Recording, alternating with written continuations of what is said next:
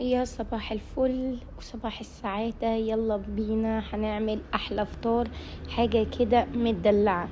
تعالوا بينا نجيب البولة بتاعتنا ونحط فيها بضاية و3 معالق كبار من الحليب اهو زي ما باين عندكم في الفيديو، ومعلقة كبيرة من القرفة. اللي مش حابب قرفة ما يحطش، انا بحب القرفة فحطيت قرفة، بس القرفة هنا عامل ضروري لان هي اللي هتعمل الحركات.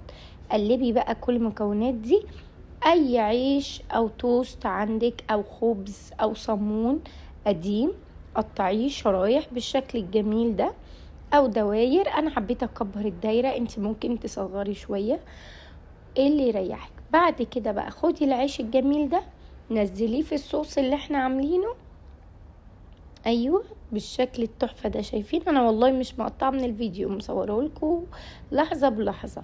ورصي في الطاسه اللي هتحمريه فيها او هتشوحيه فيها. بعد ما هنخلص الكميه بالشكل ده في البيض، وبعدين هنحطها في الطاسه، هتحطي معلقتين كبار من الزبده. الزبده بقى هتعمل ايه؟ تحفه. بصوا احنا كده خلصنا الكميه.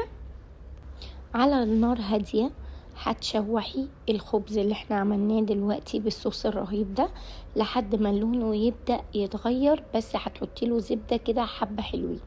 جبنا بولة تانية وحطيت فيها حوالي معلقة كبيرة من السكر البني ومعلقة من القرفة زي ما بين عندكم في الفيديو. شايفين شكله تحفة.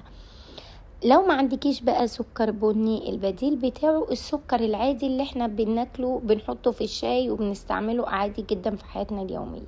انزلي بقى بالخبز اللي احنا عملناه ده في الصوص اللي بالسكر والقرفة وغمسيه كويس ورصيه في طبق التقديم. لو جالك ضيوف، حاجة حلوة تتعمل في السريع، مش مكلفة بالمرة، تقدري تقدميها في اقل من دقيقة. وكان عندي صوص كراميل حطيته كده اللي عملته زي خيوط. عندك نوتيلا حطي، لوتس حطي، ايه تاني، حليب مكثف محلى حطي، زبدة الفول السوداني اللي انت عايزاه حطيه. مش حابة تحطي برضو حاجة كده كفاية. ولو عجبكم الفيديو ما تنسوش اللايك والشير وسبسكرايب للقناة عشان يوصلكوا كل جديد. انتظروني بإذن الله في فيديو جديد. مع السلامة.